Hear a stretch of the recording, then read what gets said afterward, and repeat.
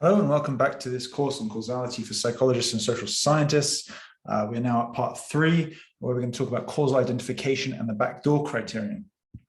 So just as a recap, in the last section, we were already doing actually what we're going to be covering today, which is to understand which variables we should and should not condition on as control variables in our models. And in order to make that decision, we have to know these rules. So once we've specified the graph, that is to specify our theory as an unambiguous formal mathematical object that's nonetheless still very intuitive and easy to read, we can actually start to decide which variables to control for. And we know from the previous examples that doing so can have a big effect on the estimates. That is to say, if we get it wrong, we can sort of end up with an arbitrarily biased estimate of the true causal effect.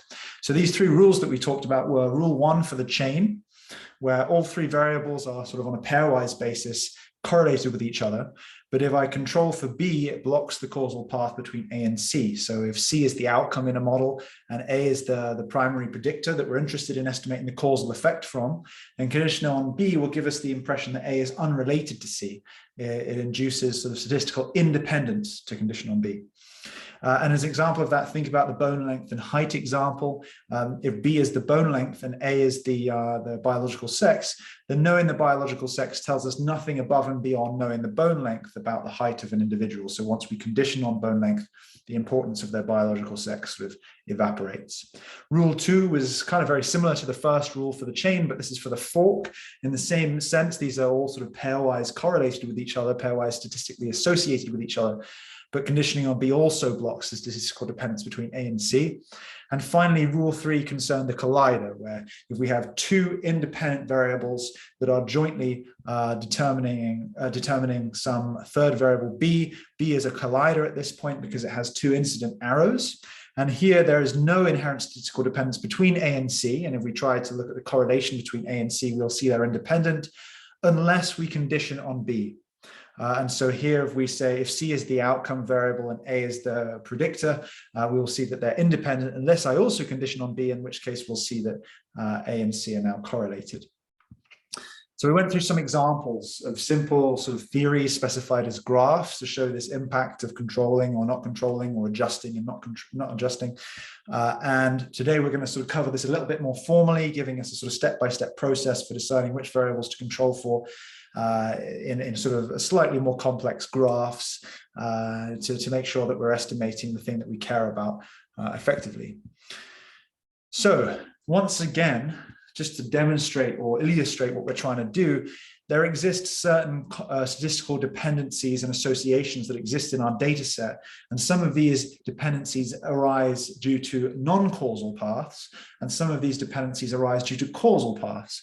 And so we want to sort of disentangle the statistical dependencies from either of those two possible sources in order to isolate the causal statistical dependency that exists. So for instance, to disentangle in this graph here, the statistical dependency that's causal that we're interested in and the one that's non-causal.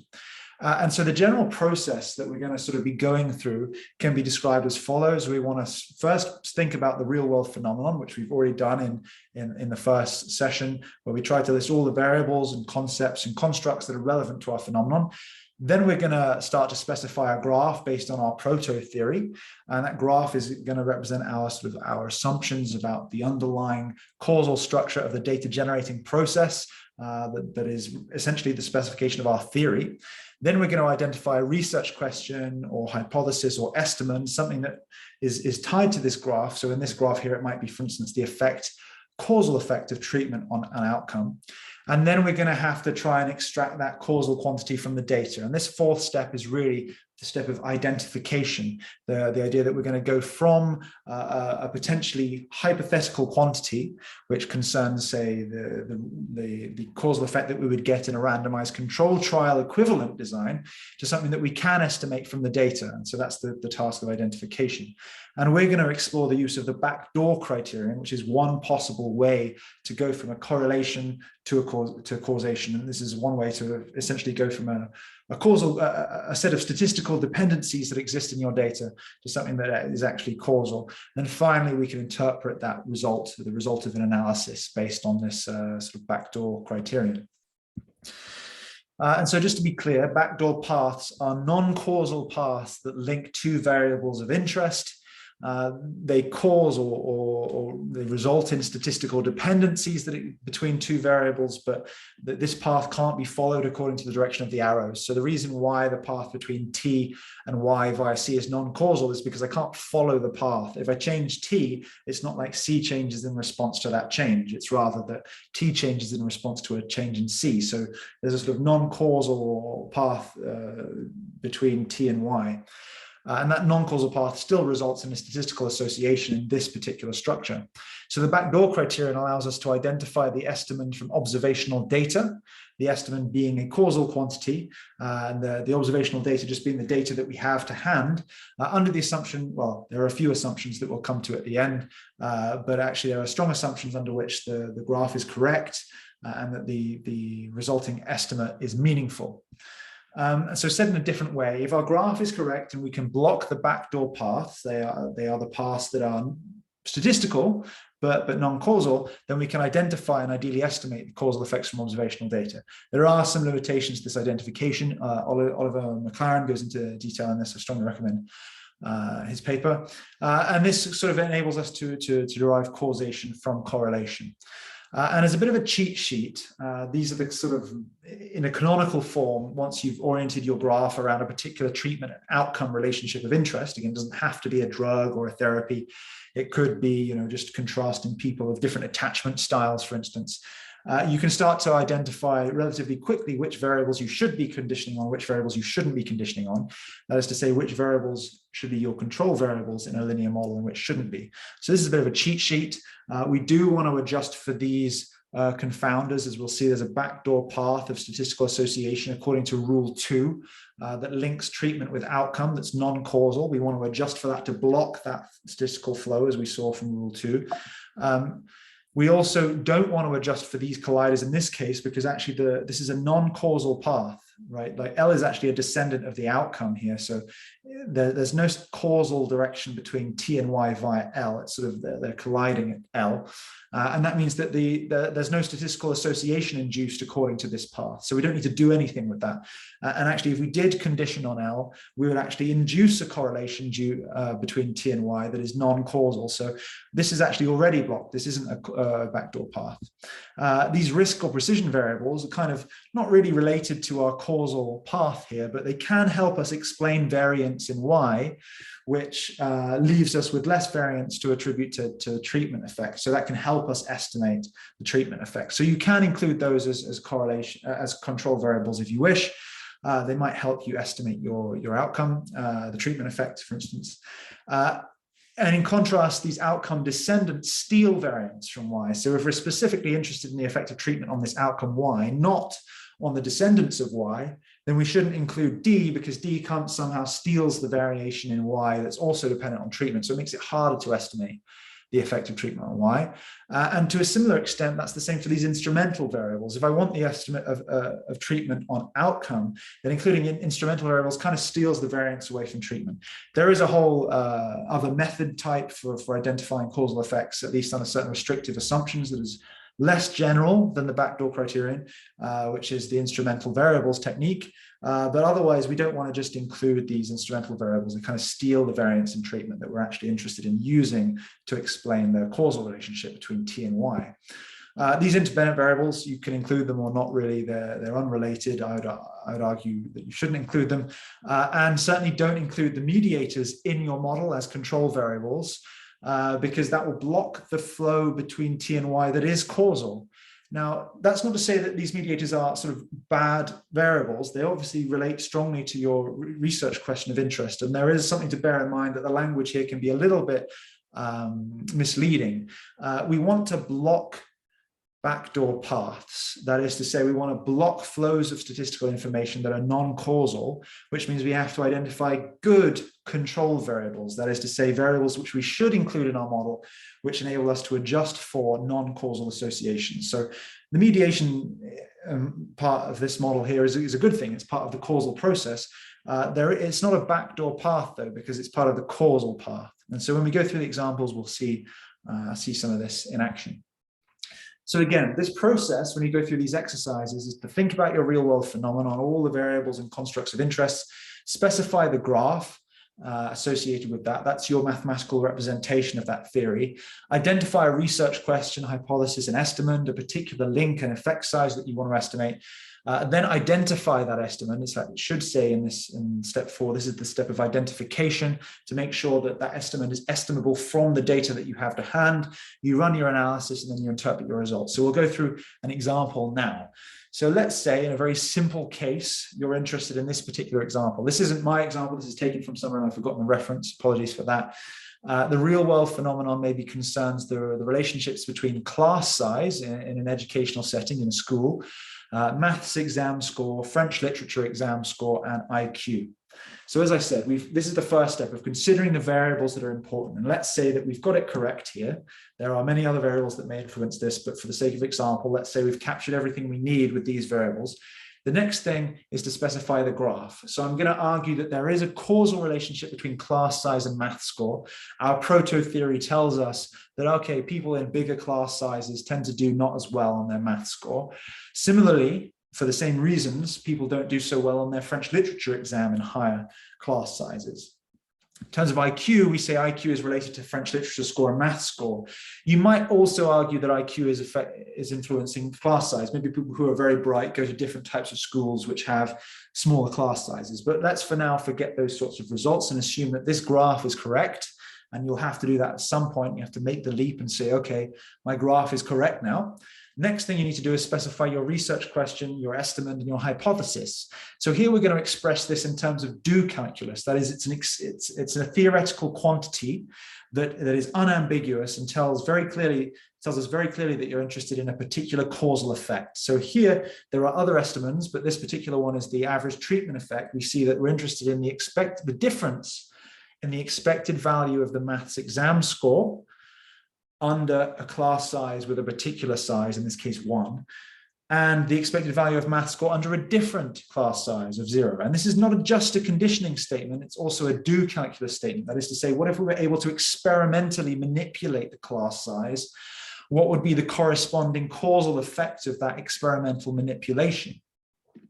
And so here, maybe the values of 1 and 0 don't really make sense, but you can put other values in here if you wish. You could contrast the class size of, say, 100 versus a class size of 80, for instance. But maybe you've also rescaled those variables anyway, so that 1 and 0 are kind of meaningful within the rescaled space of class size. But anyway, this is just for an example. You can specify the corresponding hypothesis, which is your null hypothesis is maybe that tau is equal to 0. And your alternative hypothesis is that tau is not equal to 0. You don't have to feel limited here. You can specify other hypotheses. Maybe you specify sort of an interval around 0, and you want to check whether your tau is different or greater in magnitude than an interval around 0. But whatever you want, in this case, this is an example. We're just testing to see the effective class size is non-zero. And we specified this in terms of an estimate, a theoretical estimate, which can't be achieved in practice other than if we were able to do an experiment. So that's what this do calculus tells us. So once we've specified this research question and estimate, it's clear we're interested in this effect here. Now we need to identify this effect from the observational data. We need to see whether this estimate written in terms of do calculus is actually estimable using observed quantities, just by using conditional expectations, for instance. So here we have to identify whether there are any non-causal backdoor paths. That is to say, we look at the graph and we look to see whether there are different sources of statistical dependence which can arise between class size and math score due to different causal structures. And actually, in this case, if we just follow this, of course, there's a way that class size and math score can be correlated or associated due to the direct causal path between them. But in terms of other causal paths, there aren't actually any other backdoor causal paths in this graph.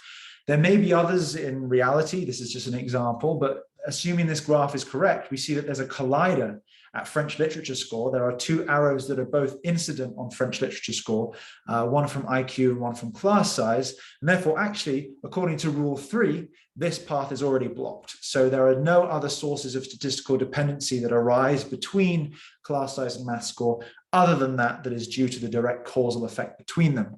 So actually there are no other backdoor paths. We don't need to condition anything to block anything because this is already blocked. In fact, conditioning on French literature score would give us the incorrect result.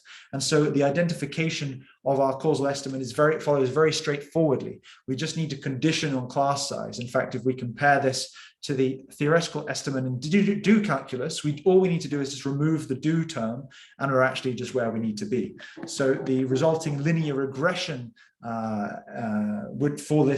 for estimating the effect of class size on math score is simply math score regressed onto class size. So this is the corresponding regression in R. We can actually test this in R. And as an exercise, it's worth making sure that following the examples that we did before, the process, that you can code this up yourself, simulate some data, and check that when you don't condition on French literature score, that you get the correct estimate of the causal effect of class size on math score of -0.3. And for that, for instance, you can assume that all of this is normally distributed if you wish. In reality, class size may not be normally distributed. Same with math score and French literature score and IQ, but just to check that the mechanics work in this instance. So I'll go through that now. The research question again is the effect of class size on math score. I play God and I generate data according to this structure, assume it's correct. Use 60,000 data points to avoid issues with finite samples for now, just to check that the mechanics of this framework works. You can see that class size has not got any parent, so it's just its own random noise. IQ is also independent, has no parent, so it's also just its own random noise. Math score is a product of IQ and class size, 0.5 and -0.3. Here we have 0.5 times IQ minus 0.3 times class size plus its own random noise. French literature score is also a product of class size and IQ. So here we have 0.5 times IQ, which is this path here, minus 0.4 times class size here, plus its own random noise. And then what we're going to do is simply run the model, just including class size, no other control variables. And we get an estimate of -0.3. And that is correct. The effect of class size on math score is indeed -0.3. In contrast, if we do include French literature score as a control variable, this is like conditioning on a collider, which according to rule 3 unblocks an otherwise blocked path. And then we induce a dependence that is just purely statistical, non-causal, and we get an underestimation of the effect of class size on math score. And so this is the incorrect result. And so this is another demonstration of how if we condition on a collider when we shouldn't, we get the incorrect result. So once we've got the correct result, this was the first model here where we identified the estimate simply by conditioning on class size, we can then interpret that. And we can say for every 1 unit that we increase class size, it causes math score to decrease by 0.3. So here we're being unambiguous and clear that this is a causal estimate. Now that this is dependent on a number of assumptions, and we're going to talk about those assumptions later on. So as another set of examples and exercises, see if you can do the same thing for these different graphs here. I'll do the first one for you. I think I also provide the results for this so you can check your own results. But let's go through this first graph here. So I'm going to assume that the research question and estimate are given, and I'm going to assume the graph is correct and is given. And then your job is to specify the adjustment set or the control variables that are necessary to identify this causal estimate from the data in order to facilitate unbiased estimate by blocking the backdoor paths. So let's work through this one together. Here's the graph in the bottom right-hand corner. We know that this is the estimate. We're interested in the expected value of this outcome, given that we are able to experimentally change X between 0 and 1, and we're interested in the difference in the outcome. So this is still like an average treatment effect estimate. You can also specify the hypothesis here as tau equals 0 is the null hypothesis, tau is not equal to 0 is the alternative hypothesis. But the first thing we need to do is look at all the sources of statistical dependence that might arise between X and Y according to both the causal and non-causal paths. So we've got this dashed path here from X through M to Y. This is actually a causal path. So that gives us statistical dependence between X and Y that we actually care about. That's the thing that we want to extract and isolate. There's also non-causal paths. If I go against the direction of this arrow here, go through E, this is rule 2, this is a fork here, and we can see that X and Y are correlated due to this third variable E. This is a backdoor path that we need to block. So we should include E here in our conditioning statement. And indeed, when we identify the causal effect, we condition it on E. This is the first condition that needs to be included. Next, we see that X is also dependent on Y because of this non-causal path via A, which is fork here, and B, which is a chain. So we have sort of a combination of rule 2 and 1 here that results in a non-causal backdoor path. So we need to condition either on A to block the relationship here, or on B. We can also arguably condition on both A and B here. It's kind of up to you. In this example, I've just conditioned on A to block this backdoor path. Arguably, B might be slightly better because it's closer to Y. So maybe it explains some of the variance in Y that helps you get a better estimate, something to explore. And then also through D here, we think that there might be a backdoor path or maybe even a causal path, but actually there's a collider at D, and this results in a block of statistical flow. So we don't need to do anything with D here. Also, there's another flow of causal information from X to M to C to Y, but we're just interested in the effect of X. So there's really nothing we can do once that causal process is in effect. We just sort of let that play out. So this causal process is not a problem for us. So the final sort of estimate is equal to this expectation of Y given E and A, the two control variables necessary to block these two paths, and X equals 1, minus the expected value of Y given E and A, and X equals 0. Now notice also that we've got an extra expectation here, and that's because every time we condition on something, we're essentially zooming in on another subgroup in the data. So for instance, imagine we only had X equals 1 and X equals 0. This might be treatment and not in control. That's a bit like subsetting the data into people that got the treatment and people that didn't get the treatment. But here, if we introduce another variable, let's say A is gender, now we're also subsetting on people that got the treatment X equals 1, but also say men and women. So we had two groups here. We're now splitting each of those subgroups into two values, one for men and one for women. If there are other subgroups, or maybe this is continuous, we're looking at another subset. So we need to take an average over those. And here we have another control variable. Maybe this is age. So now we're looking in this group here, if these are all binary, for instance, old and young, men and women who got treatment. And so we need to take an average over those. So every time you condition on something, if you're interested in the overall effect, the overall sort of treatment effect here, you need to also average over those. So this outer expectation tells us that we also need to take an expected value over those subgroups as well, to sort of aggregate those causal effects once we've conditioned on them. But otherwise, it's quite simple to specify. When you include a new control variable, you can simply specify that you need to also take the expectation over that if you're not interested in the specific sort of conditional treatment effects within those groups. So it's quite simple to specify. It's very general. Again, your regression models would kind of take care of this for you. You just then need to take an average over those regression predictions. That's explained here. The outer expectations are there because otherwise we end up with the value for every combination of sort of conditions in E and A, and we have to average over those extra conditions.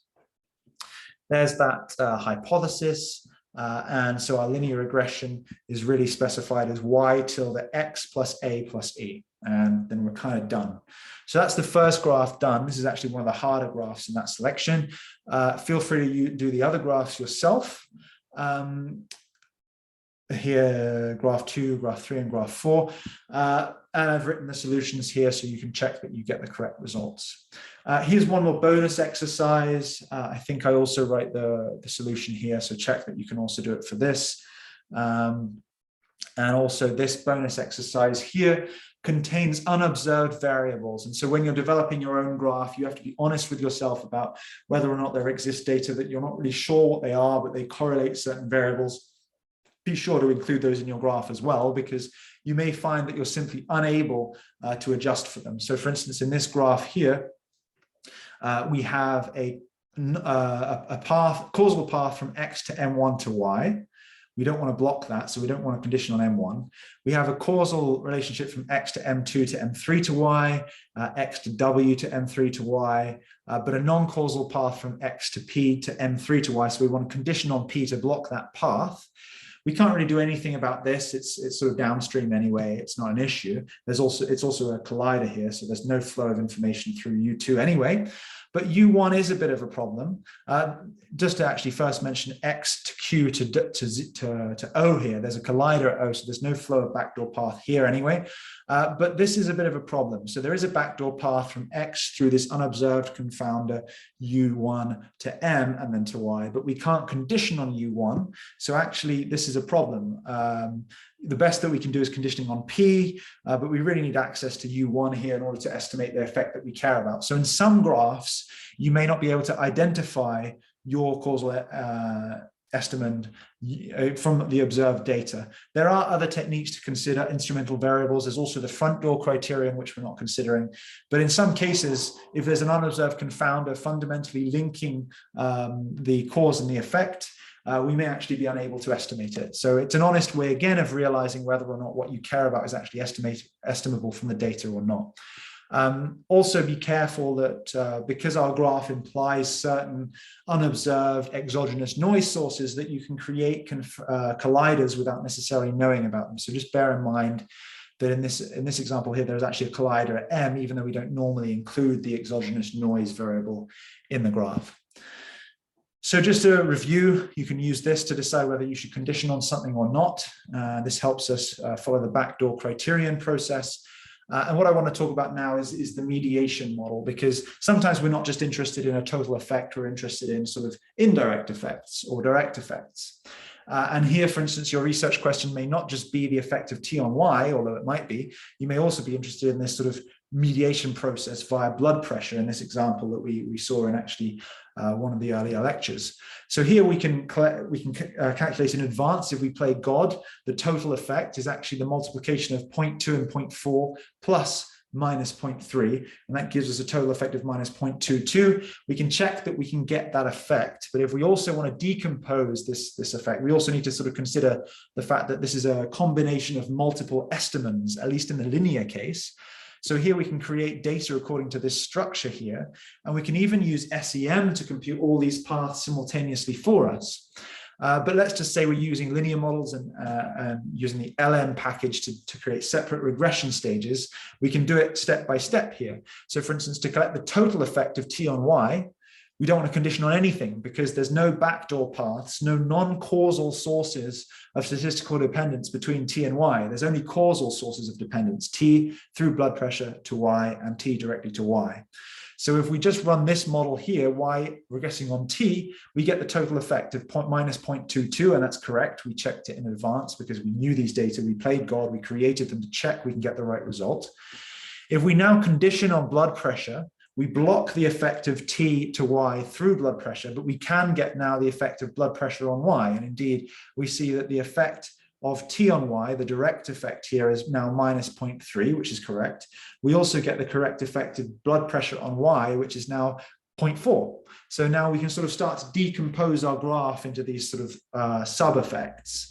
We can also get the effect of treatment on blood pressure by just considering this treatment effect of T on BP, knowing that Y is a collider, so there's also no sources of other backdoor statistical dependence that arise between T and blood and BP that are non-causal. So if I run the model, for instance, BP tilde T, we get 0.2, which is this effect here. So you can sort of decompose your graph into a number of sort of sub-regressions in order to compute the causal effects of each one.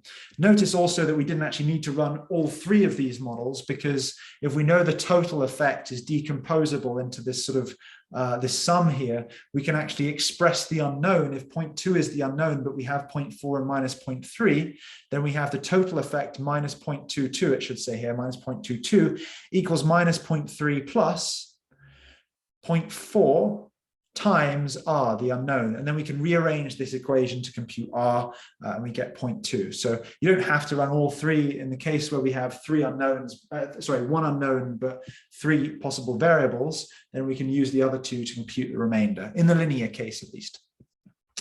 You can also do this the same way we saw in the last lecture, where if we're not using linear models and we get these sort of coefficients for free, then you can still create these interventional data sets, generate predictions using the models that we've already trained. So here we create two data sets, T1 and T0, where we set T equal to 1 and T equal to 0.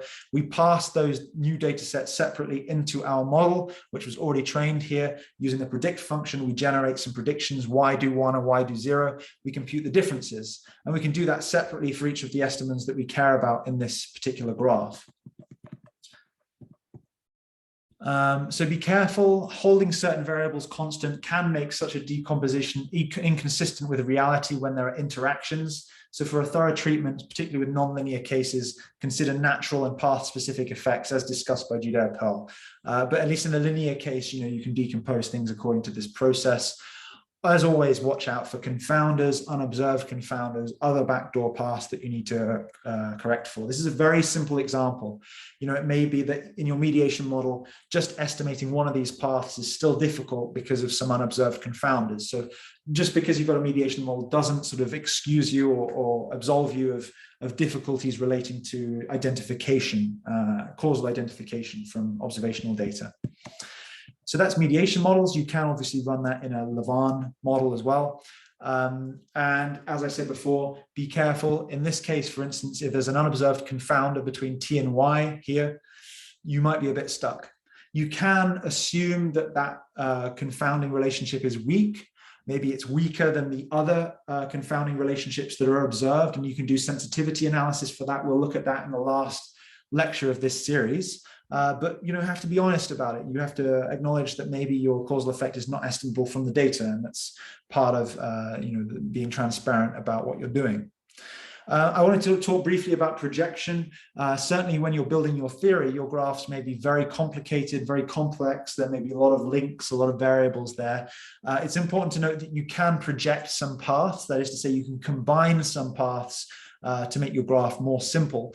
So for instance, if we have this chain structure A to B to C to D and nothing else going on, you can just represent that as A to D. And this can be quite useful when we're sort of looking at longitudinal analyses. If we're just interested in what happens at the end versus the beginning, you may not be interested in decomposing these individual sort of mediation structures. You can just combine these. And actually this alludes to something more generally, that's between any cause and effect, there are probably a huge number of possible mediators in between. When I take a drug, for instance, first I've got to put it in my mouth, chew it or swallow it, digest it, absorb it into the bloodstream and so on. There's lots going on between when I take that drug and when it finally takes action. And I kind of can take that for granted. I can lump that all together as one sort of part, as just part of this complicated mediation process. And what I'm maybe just interested in is the before and after. So you can often simplify graphs if you're careful using projection to sort of derive a graph that still captures the same fundamental information, but doesn't include every possible sort of substructure. So there's another example here. If B is a fork between A, C, and D, you could simplify this to sort of remove the C, for example. Or in this case here, if you don't have access to C, but you do have access to D, you could maybe also write this as D instead of C here. So D has the same sort of effect of on X and Y as C does. It's just being a bit watered down by C. So you can project this graph as follows. So a bit of a trick there to help you maybe simplify a graph for a particular research question of interest. I've actually got a paper on this that's on archive at the moment. In fact, I've forgotten the name. I'll link it to you in the description. There's some examples here, and I've put this slide in to sort of, if you want to go through, if you have a particular research question and an overall theory, you may not need access to the full graph, and you can sort of simplify things, which can help you with data collection as well. You don't need to collect all of these variables necessarily to answer a particular research question, but you have to know the full graph in order to know which things you don't need for a particular research question. So even though the end graph is often much more simple than the full graph, you have to know the full graph to know what you can project and what you do and don't need. So just to sort of summarize the steps, we need to specify our theory as a graph, and obviously we need a proto-theory to do that even before that stage. Once we've specified this graph, we can specify the theoretical estimate, which might be expressed in terms of do calculus, and then our hypothesis here as the H0, no effect, H1, there is an effect, or non-zero effect.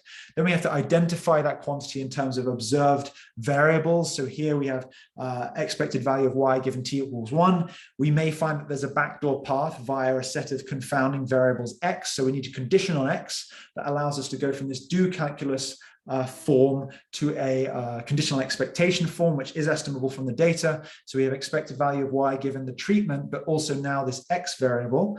And then we're looking at the difference between these two if we want the average effect. And then finally, we have to also average over that set of conditioning variables. Otherwise, we're going to have a causal effect for every sort of subgroup that we're conditioning on. And finally, we can run the analysis based on this estimate. We can estimate these. And we're going to talk about the estimation process itself as part of the machine learning part. If you're in the linear land, you can already see how to do that. We've run the code with the LM function in R, for instance. There's an equivalent in Python, and we can then interpret the results causally. So in summary, for sort of what we're talking about here, we've kind of ignored the going from the causal process to the theory. We're assuming our theory is already correct. And then we have to be explicit about our theory so that we can be explicit about our estimate, express it in terms of do calculus, and then finally identify that from the process. And now you know the three main rules for DAGS, which we covered in the previous lecture, as well as the backdoor criterion. Together, we can use them to identify how to block these backdoor non-causal statistical paths by conditioning on a certain set of variables or adjusting for those variables. And so we're basically learning how to go from the theory to the analysis stage. And we've also seen what happens when we get it wrong. We've seen just how biased those estimates can be when we don't condition on the correct set of variables. But if you get this process correct, it's actually very simple. You know, you can get that going from the theory to the identification sort of relatively consistently. So we're going to spend more time doing estimation in the machine learning part of the course. But for now, I want to finish with the assumptions. And this is a very important part. I've left it till last, but it's not any less important than anything else. In fact, I think it's one of the most important parts of doing causal inference, particularly today when causal inference for observational data is kind of sneered at, kind of looked down upon, kind of dismissed. We can't do causal inference without being absolutely transparent about the assumptions upon which those estimates, that inference rests. So there are three main assumptions, and I've tried to sort of express this in a fairly sort of accessible way. So the first is that our graph or theory is correct. Clearly, when we're going from the real world to our theory, we're going to have to abstract. It's correct enough. It's got to be consistent. It can't be too simple. It can't be intractable. That stage is that going from the real world to the theory is a really difficult part of the process. And when I say correct, I mean it's correct in terms of the variables that are observed and their links between them, and correct in terms of the unobserved variables. And so this relates to a specific assumption called ignorability, sometimes called conditional exchangeability or just exchangeability, which can be expressed mathematically as follows. This is actually using potential outcomes notation, where it says that the treatment assignment is statistically independent of the outcome given treatment and the outcome not given treatment, given our confounders. That is to say, if we have the information about what happens to someone when they do and don't take the drug, it doesn't matter whether we know whether they did or didn't take the drug. So if I know both potential outcomes for myself, potential outcomes being what would have happened under both situations, then knowing the actual treatment assignment tells me nothing, so long as I've conditioned on the right variables. And so this conditioning statement tells me that essentially I've blocked the backdoor paths, really, and that there are no sort of statistical associations which arise due to non-causal relationships that would otherwise bias my effect. So really, this first is that the graph is correct in terms of the observed and unobserved variables, and that for my estimate, I've conditioned on everything I need to in order to actually identify that estimate from the data. The second one is positivity. Do we actually have data for all people, for people under all possible treatment scenarios of interest with all subgroups of interest? And this is expressed mathematically as follows. We need to make sure that the probability of receiving treatment, and that's the treatment that we're actually evaluating, either control and the drug or any possible different levels of treatment, is non-zero for a particular person with a particular set of covariates. And this can be very difficult in practice, and it's one of the reasons why observational data is so important, because we can't run RCTs, we can't run experiments and randomized control trials for every possible type of person. We can't run it, we can't, for instance, prescribe certain medications to young infants because it might be unethical. We can't force people to smoke and not to smoke. So we kind of rely on observational data.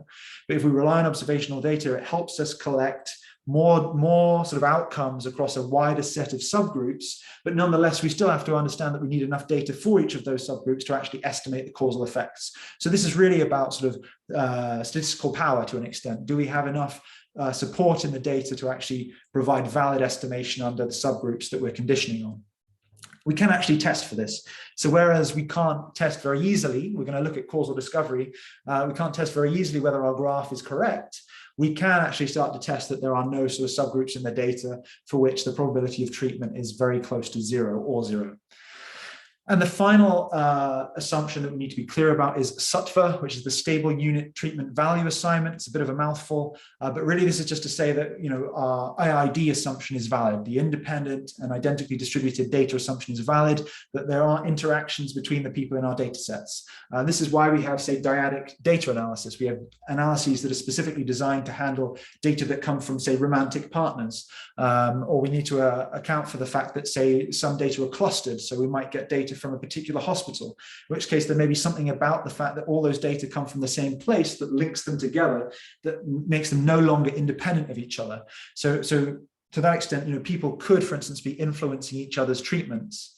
And so we have to assume this. Now, in some cases, some of these assumptions we assume to be true, but we might argue that in practice, they're not quite true. So again, it's sort of like saying, well, maybe we don't have enough data for a particular subgroup, or that data set is relatively small, but we're going to do it anyway. We're going to bound our probability of treatments away from zero just to make sure it doesn't make the analysis sort of unstable. But maybe we'd also argue that our analysis is quite sensitive to this assumption, and maybe it doesn't quite hold in practice. So some of these are flexible so long as we're transparent about them.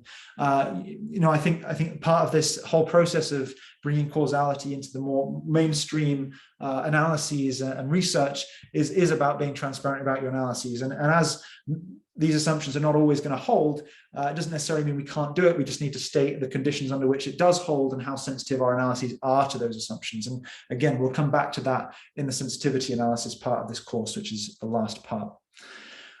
So as an exercise for your own graph, for your own research, specify your estimate. First, using do calculus in the hypothetical sense, if you could experiment on people, what would you do? This reminds me actually of something called no causality without manipulability or something like that. I don't really subscribe to that belief. I think that you can really have a treatment as almost anything you want.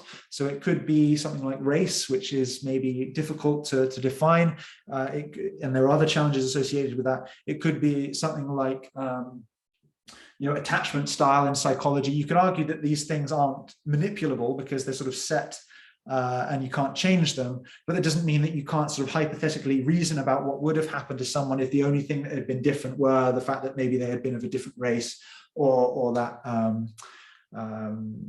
they had a different attachment style and so on. Some of these are very hypothetical things, and they need to be done with extreme care and extreme transparency as well. But nonetheless, I don't feel that you need to limit yourself to considering treatments that are actually, easily manipulable in practice. So we don't always have to consider drugs or therapies. We can consider sort of individual traits and characteristics.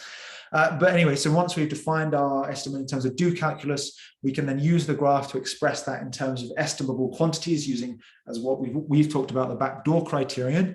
You can include extra controls like risk variables I briefly mentioned, and then you can identify hopefully that estimate from the data. Now, in some cases, it won't be possible if you've got unobserved variables. But if it is, then obviously you can also formulate your hypothesis related to your estimate. And as a result of this sort of process, there will be a nice clear link causal thread that takes you all the way through from your proto-theory, through your causal graph, which is also representing your theory, through to your estimate and your hypothesis, and then to your analysis, and then finally to your interpretations. And if we make our assumptions clear, then we have a nice homogeneous research pipeline, which is not trying to sort of secretly slide in some causal stuff without being explicit about it. It's very much more robustly and transparently causal. I focused on the average treatment effect, but there are, of course, other popular estimates. This is the average potential outcome. You might not be interested in contrasting two groups, but simply just estimating the effect. of a manipulation. So this is just the expected value of y given that we give treatment, for instance.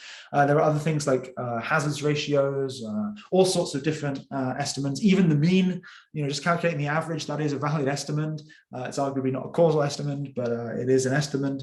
And then conditional average treatment effect, for instance, here, if you don't want to have that extra expectation over everything, you can actually look at subgroups. So for instance, you could define the average treatment effect as in terms of here the expected value of the outcome given that we give, say, a subgroup treatment. So this might be the subgroup of people that are all men, and contrast that with what happens when we give all men we assign all men to the control group. So here we're looking at a conditional average treatment effect because we're looking at a subgroup within the data. Note that CATE is sometimes mistaken for an individual treatment effect, but it's really not. Individual treatment effects really concern counterfactual statements which incorporate information about what did happen. So for instance, you'd be looking at what would have happened to me if I hadn't taken the drug, given that I maybe did recover and did take the drug, and we have to somehow condition on what did actually happen. So it's another sort of set of logic in Pearl's sort of ladder of causation. It would be rung 3, the highest ladder would be counterfactual reasoning. We're only really reasoning about rung 2, which is going beyond correlations and statistics to causal quantities, but it's not really individual or counterfactual quantities just yet. So consider CATE, but you'd have to look further. It's beyond the scope of this course to consider individual treatment effects and counterfactual quantities. Okay, that's the end of this session, and I look forward to seeing you for the next session.